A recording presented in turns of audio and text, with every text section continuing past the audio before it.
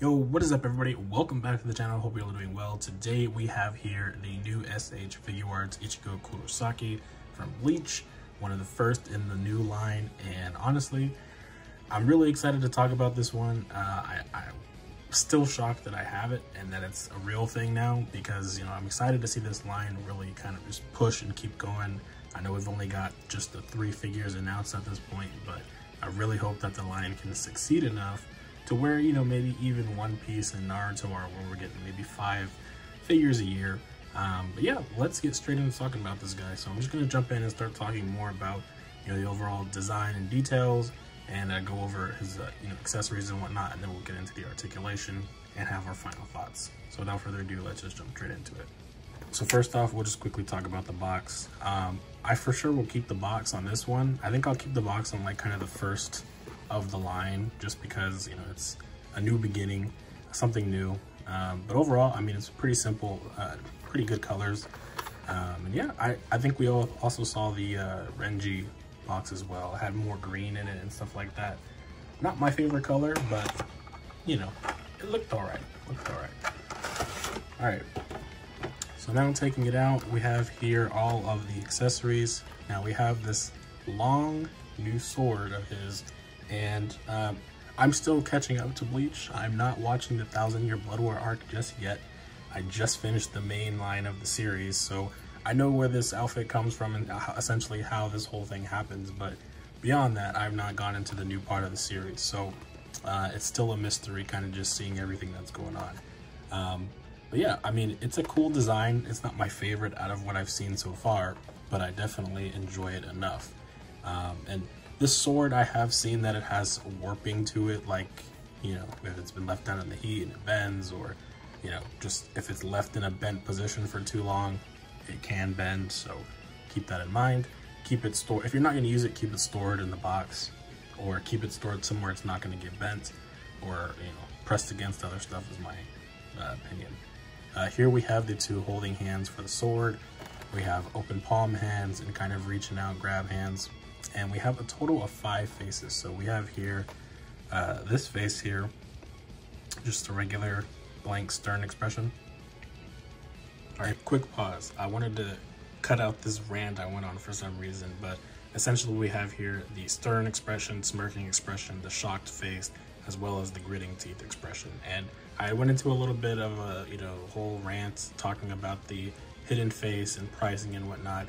Essentially, I just think that to hide that, along with the price of the figure, I'm not sure necessarily justifies that figure's price still, but that's a topic I still get into at the end of the video. So if you want to know more about my thoughts on that whole thing, stick to the end. Thank you. But anyways, let's get into talking about Ichigo himself. So overall, as a figure, this guy is pretty divisive, I feel. I mean, I'm okay with what they did for this cape part. For the most part, I'm okay with it. But I do think it could have been better if they maybe went with something like what they're doing for Byakuya, for example, where it's on a little ball hinge or whatever, and you can actually twist it and whatnot. Same for Lab Coat 21, she has that as well. And I just feel it adds a little bit more oomph to it, because you can't do much with this here once it's, you know, extended with the legs and whatnot.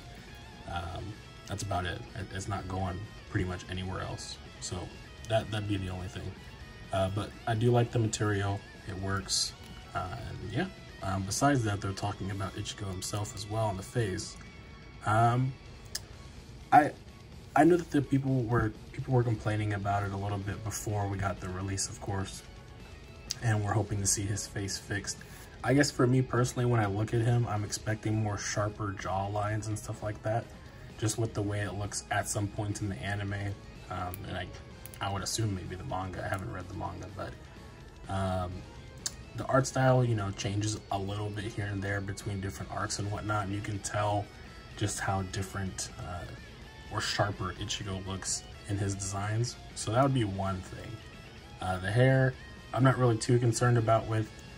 If you did watch the last podcast I did with Cyrus as well as Bombastic Plastic, we briefly talked about how Ichigo is going to be kind of the Goku of the Bleach line, and I think it's possible.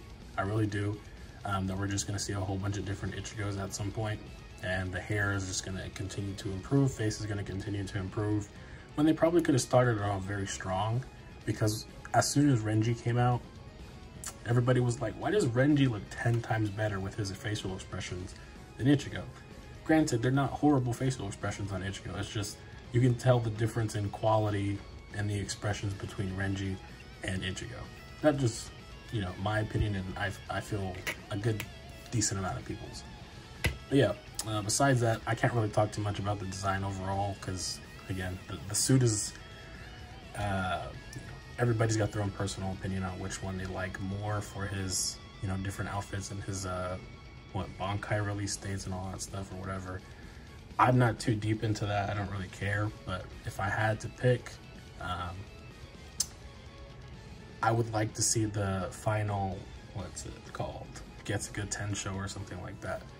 That's what I would like to see eventually, but you know, that's a far ways away, I feel, because right now they're doing newer stuff. So I guess whenever they get back into the Waco Mundo arc, or Rancor arc, whatever you want to call it, then maybe we'll see that, along with the Aizen with frickin' who knows how many forms from that arc. So that is something to look forward to.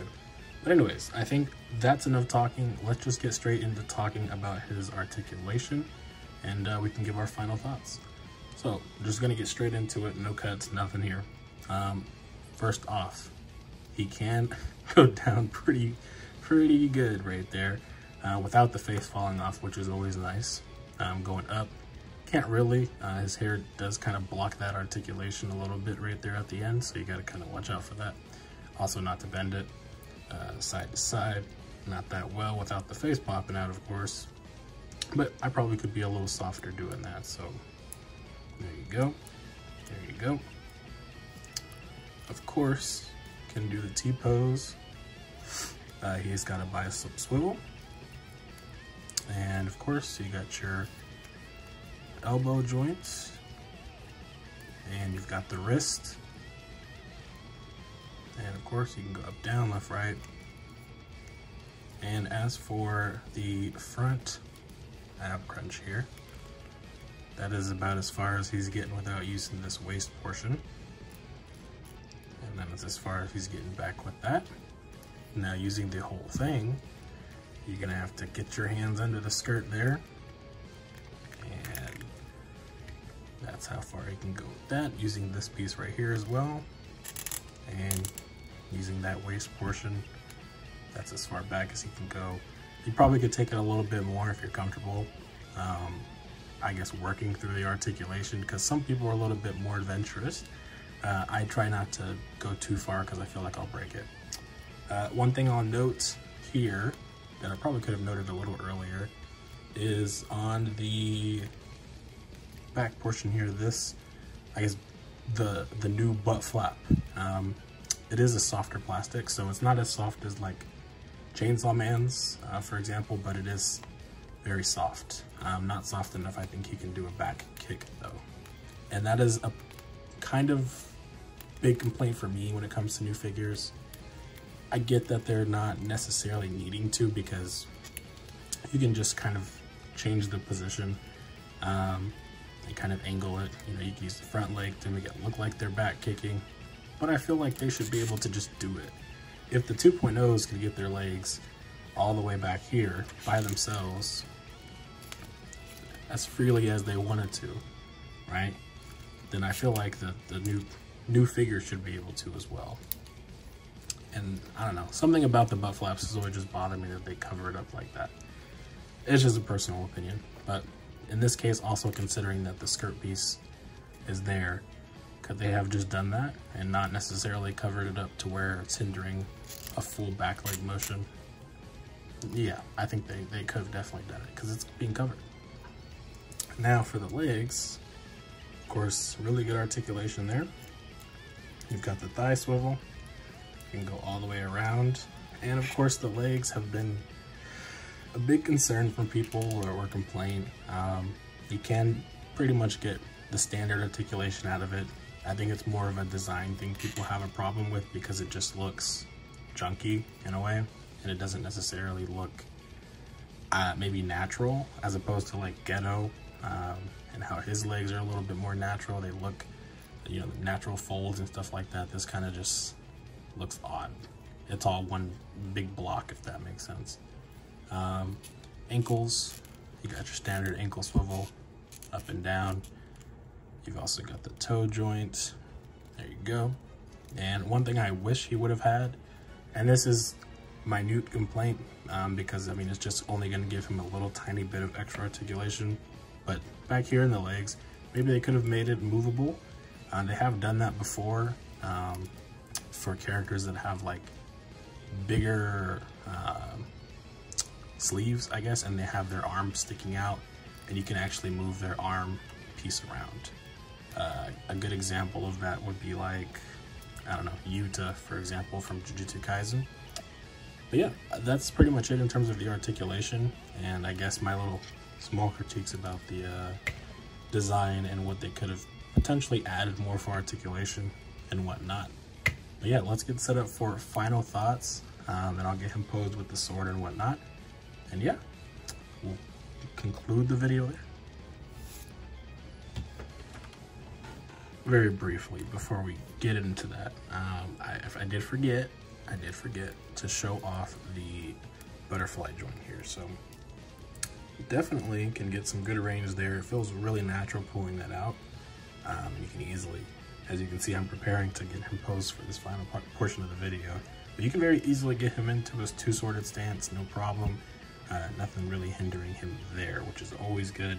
So yeah, definitely a lot of range there, and I can appreciate that from Tamashii, making it easier for those different positions. And I hope that carries over into pretty much every future, you know, Bleach figure, because they really shouldn't have a problem doing that. But yeah, let's now get into the final portion of this video. Thank you for waiting. So let's get into this final thoughts. I think in terms of a first figure for the beginning of the line, Ichigo is fine. You know, the price is a little bit iffy. I mean, even if you bought him from a Japan-based retailer or a US retailer, I feel like he could have came with maybe a little bit more, just something else to make it feel super justifiable, because just the one extra hidden faceplate we didn't know, I can't really say that that's a, you know, a money bringer, you know, like, oh yeah, that's definitely something I feel like I definitely appreciate spending a little bit more for.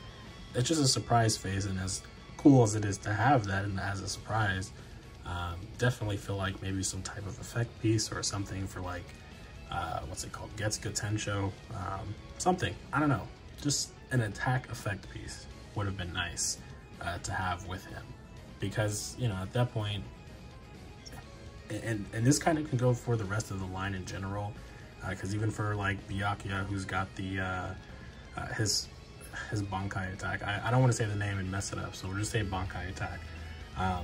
The way that is, there's no flower petals or anything shown in promotional images. You know, he's got the sword that, you know, the blade piece is taken off, and that's about it. There's nothing really to make it pop. And I mean, they could have definitely given him some backdrop piece, you know. I don't mind that if they take the Figma approach too. Add something in a background piece, you know, that he can be posed with or something. It just needs to give a little bit of more flair. And I think that that's what this line is really gonna miss in terms of these characters that do these big flashy effects. Because the swords by themselves, I feel, is not gonna be enough. You know, it works for other characters that just do regular slash attacks and whatnot. But they can go bigger and better. And I mean, for the price, they definitely feel like they should have added at least one more thing to make that happen. And of course, adding more stuff to the product is gonna, of course, make it more expensive. But when it's already a little bit up, you know, up there, there's definitely something that can be added. So that would be my overall thoughts for the line. But I mean, Ichigo as a whole, he's cool as a figure. Just the price can be a little bit hesitant for people, you know, to get into. So that's very understandable. But of course, like I said in the review, I feel like the articulation is pretty good on him. A few minor complaints that I have personally. And if you don't agree with them, let me know in the comments below. What do you think is more better about this figure than what I said? I'd definitely love to see different people's perspective on it, because, you know, everybody looks at figures differently and what they're wanting from them. Everybody's opinions are not going to necessarily be the same all the time, and that's perfectly fine. So with that being said, I think this is a perfect chance to close it off and say, you know, I'm looking forward to Renji coming out this month. It is August 1st at the time of this recording, so we got about 10 days left until he releases in Japan. So it's going to be interesting seeing the comparisons, because I definitely feel like Renji came out swinging a little bit better. And yeah, that's pretty much it. Also, don't forget Luffy releases in Japan on August 11th as well. So there's going to be some cool reviews coming out for those guys. And yeah, be on the lookout for more videos. I know it's been a little bit lagging a little bit, but that's just because, you know, life happens, as well as, you know, hopefully you guys are following the community tab. Community tab is where I'm going to be posting everything quicker. If you need news, it's going to be on the community tab and then videos. It's just faster that way. It gets more engagement from people because they're able to kind of just scroll and see it, as opposed to needing to watch the whole video. So definitely keep your eyes on that tab, please. I try to post there like almost every day. So anyways, with that being said, thank you for watching the review. Hope you guys enjoyed, and let me know your thoughts down below. Catch you in the next one. Peace.